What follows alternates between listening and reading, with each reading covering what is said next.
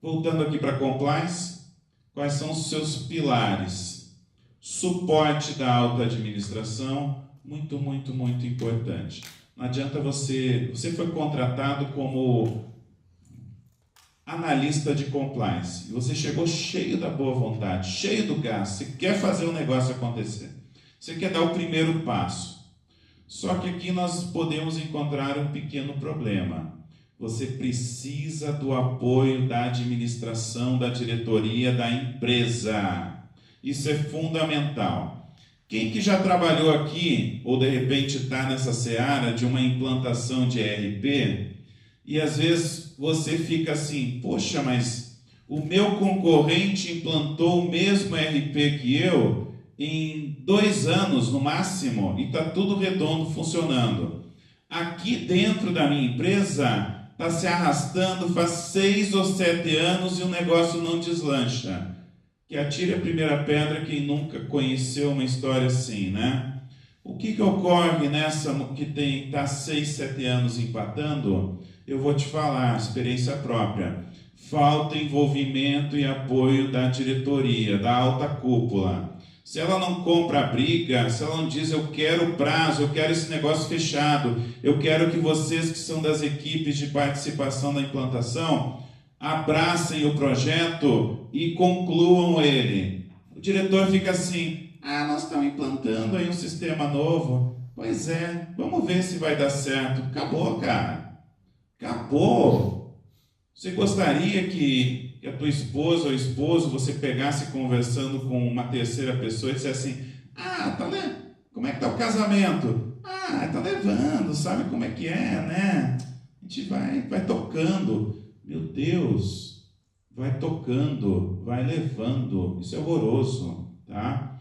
Claro que eu estou fazendo aqui uma analogia, mas eu já vi muito diretor de empresa que vai tocando, que vai levando. E no fundo ele não toca e não leva nada. Nada. Porque nada funciona direito com a alta cúpula, com esse pensamento. Tá? O que diz a compliance? Diz que esse apoio tem que ser por escrito.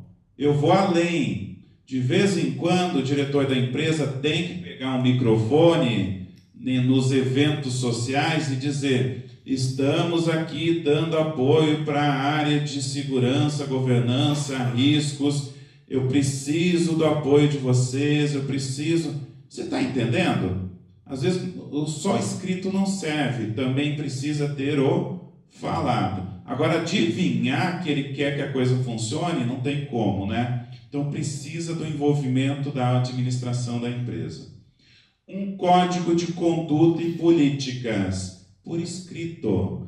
Lembra a história que eu te falei do diretor-presidente que não gostou da empresa que ele administra apoiar um projeto contra a filosofia daquela empresa? Estão entendendo? Passou, mas depois não passou mais. Por quê? Nós instituímos, mesmo que de forma primária ou básica, uma mini norma por escrito. Então agora está escrito. As partes envolvidas assinaram, tá? E o que ocorre se alguém descumprir a norma? Isso é muito importante. Descumprimento de uma norma interna, cabe sim advertência, eventual suspensão e, em casos mais extremos, até a demissão. Porque senão vira bagunça. Eles falaram para eu fazer desse jeito agora, mas não estou afim não. Tá bom, né? Agora, se tiver por escrito, com a tua ciência, com a tua anuência, vai dar sim, tá? Se não dá lá em Brasília, mas dentro da corporação, da tua empresa, tem que dar, tem que funcionar. Controles internos, treinamento, né? Treinamento é muito importante. Vamos pensar compliance em relação à questão tributária. Você sabe que o tributário, eu costumo dizer que é praticamente 1/3 do meu balanço patrimonial, né? Então, tributário. Não tem a todo momento aí saindo questões envolvendo novos SPEDs, não tem um SPED novo agora para 2018, a Reinf, não tem o E-Social? Muito bem. Você pode simplesmente ficar sentadinho acreditando que aquilo vai andar sozinho, sem fazer treinamento, capacitação, ler e estudar a matéria, sim ou não? Não tem como, tá? Então, quando nós falamos de compliance, envolve sim necessidade de educação continuada, tá? Porque as coisas mudam, até as normas contábeis com uma frequência menos rápida, mas mudam. Vocês estão acompanhando aí que tem um novo CPC para receitas a partir de 2018, né? O CPC 30, ó, tá morrendo, né? Então veja, até o mundo contábil, que no tempo que eu fiz faculdade, o professor dizia que a contabilidade tinha um ciclo médio de mudança a cada 30 anos. Já reduziu, povo? Porque um CPC que era de 2008 ou 2009, né? Já está morrendo. Durou 8 anos, está morrendo, tá? Então, mesmo a contabilidade, tá? Ela não tem a mesma rapidez do tributário. O tributário é muito dinâmico, coisa de maluco, né? Mas ela já está tendo uma agilidade um pouco maior do que antigamente. Canais de denúncias, pense bem e reflita sobre isso, tá? Mesmo que seja uma empresa pequena. Ah, Edson, não tem condição de pagar alguém? Caraca! Vislumbre isso como uma oportunidade de negócio. Vamos pesquisar. Com certeza deve ter empresa terceirizada. Não tem empresa de call center? Então, simplesmente eu pago um serviço de call center. Claro que tem que ser alguém preparado, né? Alguém que tem acesso às normas e conduta da minha organização, tá? Onde o empregado, colaborador, o terceiro, se sinta à vontade para dizer, ó, eu vi coisa errada aqui que não está me agradando, coisa feia demais, entendido? Não vá bancar alguém para ficar lá a maior parte do tempo dormindo dentro da empresa, não, terceiriza, tá?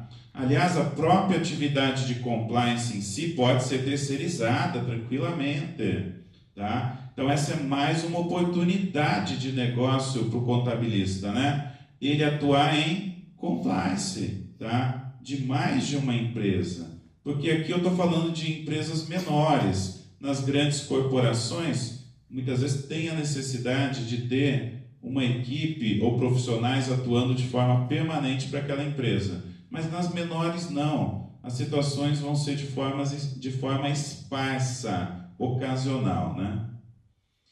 Investigações internas, tá?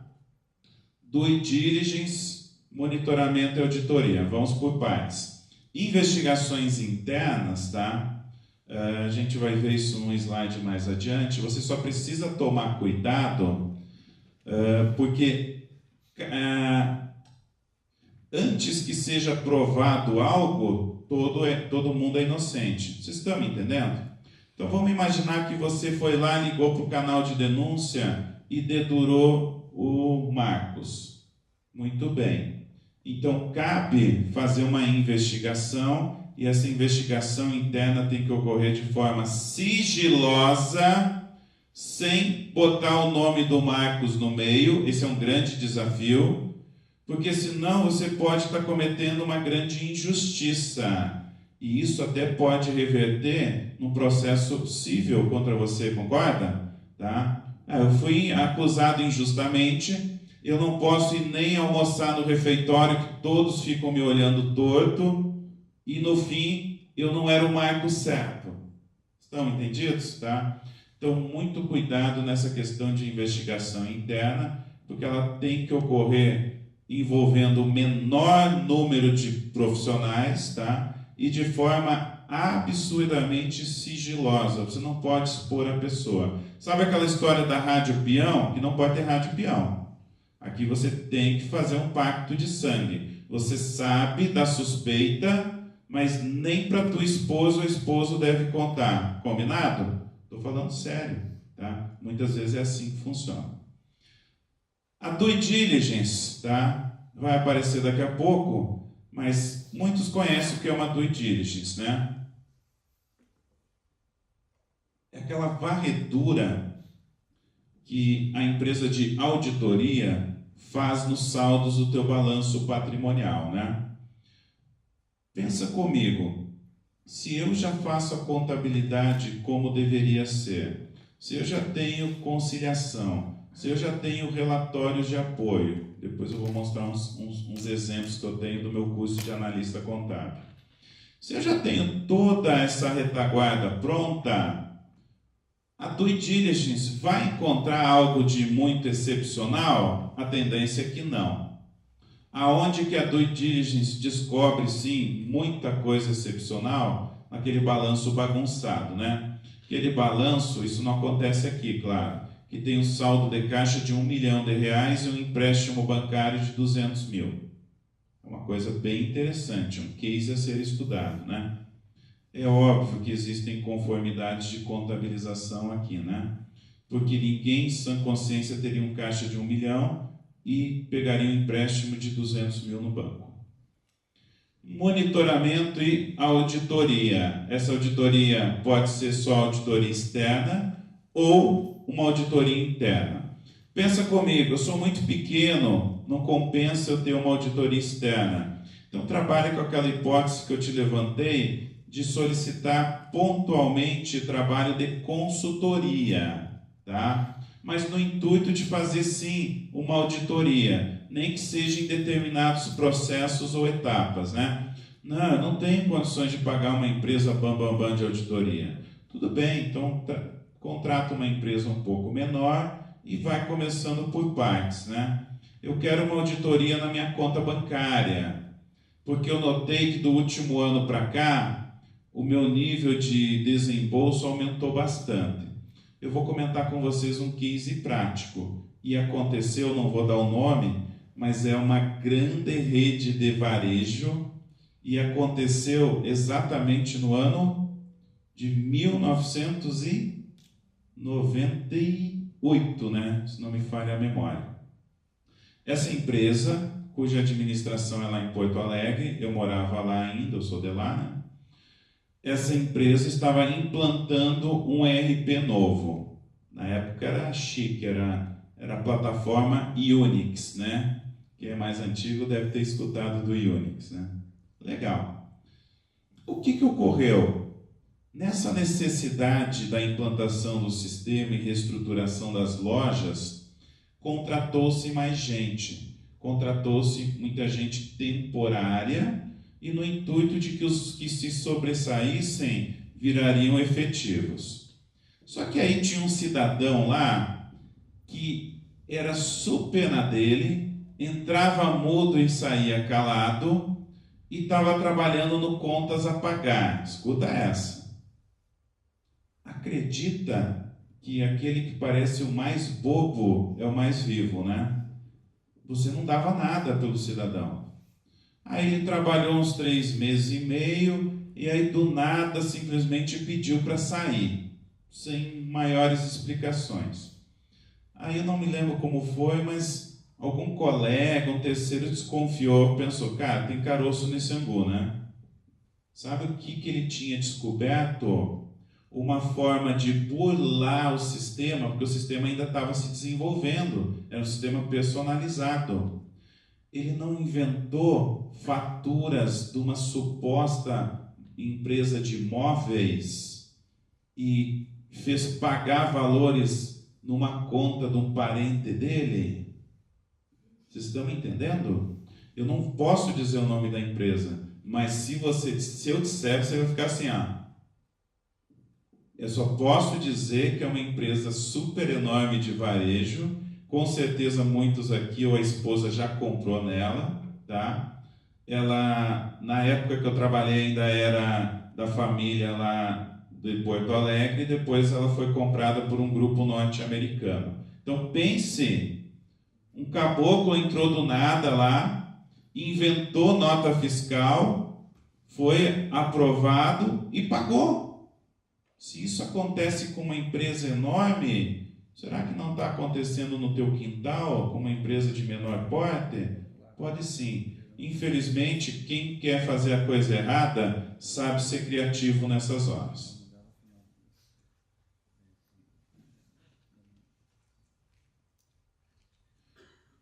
Políticas e normas internas produzidas pela organização.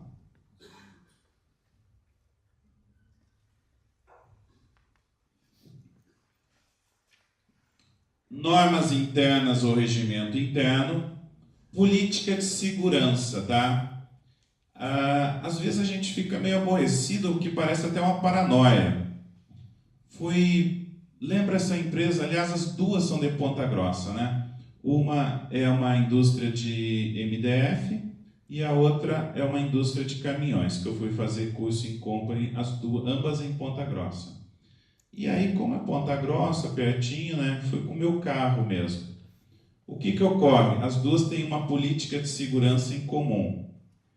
Estacione o carro sempre de frente.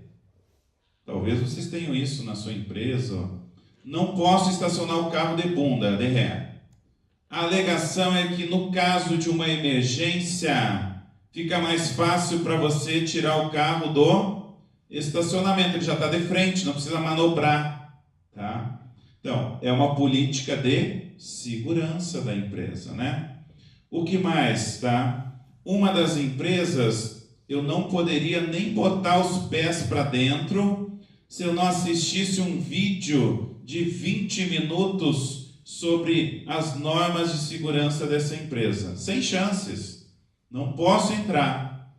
Eu preciso assistir esse vídeo.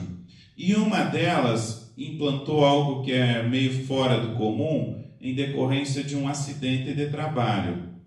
E está lá em letras garrafais, e os colaboradores, eu era um terceiro, sempre faziam questão de dizer, não esquece que aqui tem que sempre subir escada com as mãos no corrimão. Isso mesmo.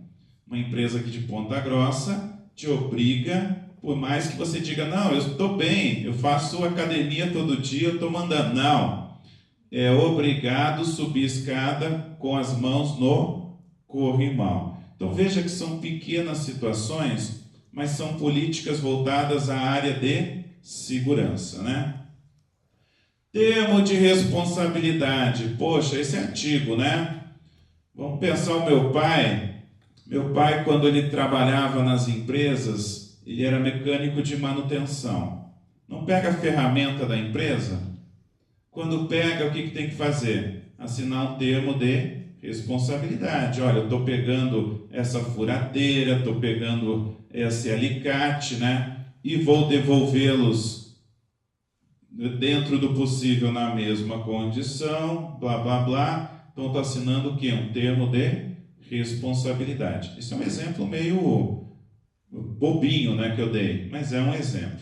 E esse aqui, então, esse volta e meia aparece na minha vida, né? Isso mesmo.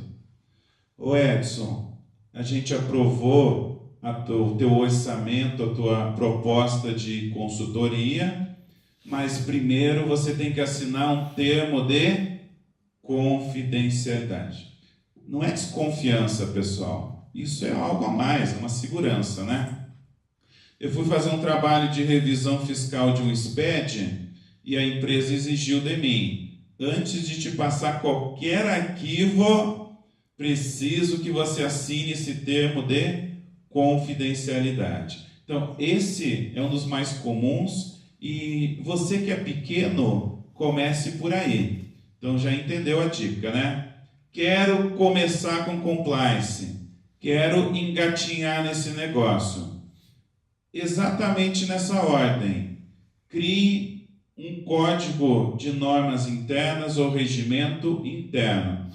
Eu vou criar hoje e acabou? Nunca mais? Claro que não. Você tem que ficar permanentemente revisando e melhorando. Pode surgir novas situações.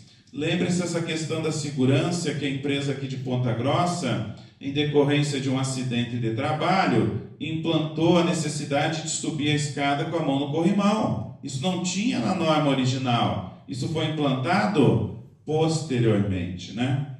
Então, trabalhe aqui normas internas, termos de responsabilidade e termos de, confidencialidade. Veja que eu sublinhei os três de propósito, porque para mim esse é o pontapé inicial para quem quer atuar pela primeira vez na sua organização em compliance, né?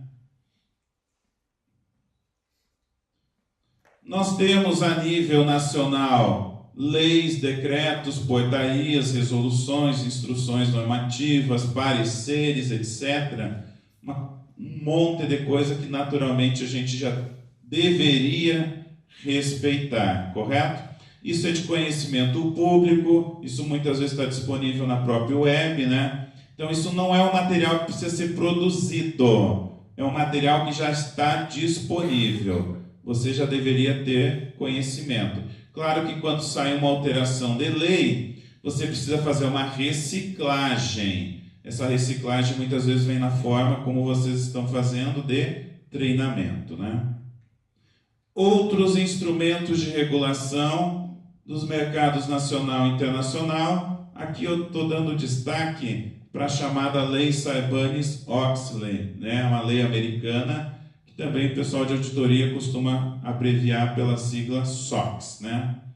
Então, há muitos anos isso se tornou prática das empresas de auditoria, só que mesmo você que não tem auditoria, você tem que praticar SOX dentro da tua corporação. Legal? Objetivos: promover a redução das chamadas perdas invisíveis, tá?